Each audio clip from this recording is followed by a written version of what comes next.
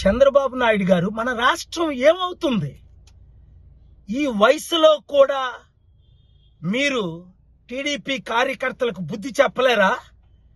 13 లక్షల కోట్ల అప్పు, 1 కోటి మంది నిరుద్యోగులు.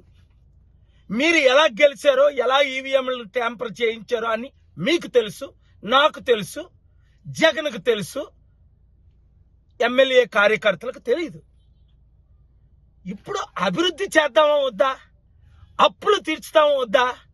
కంపెనీలు మీరు స్పెషల్ స్టేటస్ తీసుకొద్దామా వద్దా? నేను దేని కొరకు ఫైట్ చేస్తున్నాను, మీరు దేని కొరకు ఫైట్ చేస్తున్నారు? బుద్ధి లేని గాడిదలకు చెప్పండి. జగన్ దాడులు చేయించినప్పుడు లేదా వాళ్ళ కార్యకర్త ఎన్నిసార్లు ఖండించాను, పోలీసులు ఖండించాను. మీరేమన్నారు? ఆయన అనాది, నేను కక్ష తీర్చుకొని అన్నారు. ఇప్పుడు మీ కార్యకర్తలు ఎందుకు కత్తులతో పొడుస్తున్నారు?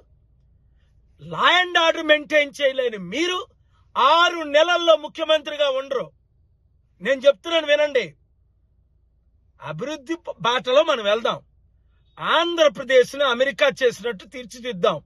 100 అవసరమైతే 1000 కంపెనీలు తీసుకొద్దాం. కోర్టు నుంచి స్పెషల్ స్టేటస్ తీసుకొస్తాను. ఆల్రెడీ మోదీ గారి మీద ఒత్తిడి పెడుతున్నాం. ఎందుకు మనం చేయలేము అభివృద్ధి? ఇలాగ కొట్టుకు చంపుకుంటే ఎవడైనా వస్తాడా? ఇప్పుడు సుడాన్ కానీ, వెనజువేలా కానీ, జింబాబ్వే కానీ ఎవరైనా కంపెనీస్ వస్తున్నాయా? చైనాలో ఎందుకు 1000 కంపెనీలు ఉన్నాయి? మన దేశం కంటే 8 రెట్ల అభివృద్ధి ఎందుకు చైనా జరిగింది? 100 దేశాలకు అప్పు ఎందుకు ఇస్తుంది? మీరు ఒక సీనియర్ లీడర్, ఏం బతుకొచ్చింది మీకు? మీ కొడుకు నడుపుతున్నాడా? ఆ బ్లడీ గవర్నర్కు బుద్ధి లేదా? ఎక్కడ పడుకున్నాడా? Useless governor. ఇమ్మీడియట్ గా ప్రెసిడెంట్స్ రూల్ అయినా తీసుకురావాలి. చంద్రబాబు నాయుడు గారు 48 గంటల్లో ఇంకొక ఘటన జరిగిందా, నేను కోర్టుకెళ్ళి యూఆర్ ఆల్ అన్ఫిట్ అని ఫైట్ చేస్తాను. Be careful. ఆ తర్వాత దేవుడి కోర్టుకి వెళ్తాను.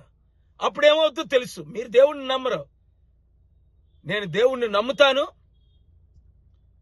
నాకు విరుద్ధంగా నిలబడిన వాళ్ళందరూ ఫినిష్ అయిపోయారు. కనుక మంచి చేద్దాం రండి.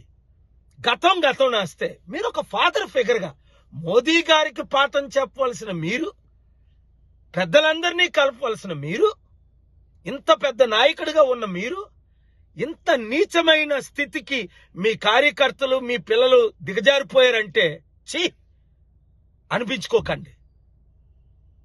చరిత్రహీనులు కాకండి. ఇంకొక దాడి ఎవరు చేయకూడదని ఆర్డర్ చేయండి. కక్షపూరిత రాజకీయాలు మీకు వద్దని అన్నాడే, మీరు వెనకాల ఉన్నాడు కూడానా? కక్షపూరిత రాజకీయాలు ఆపియండి. రాష్ట్రాన్ని బాగు చేసుకుందాం. నేను మీకు మద్దతు ఇస్తాను.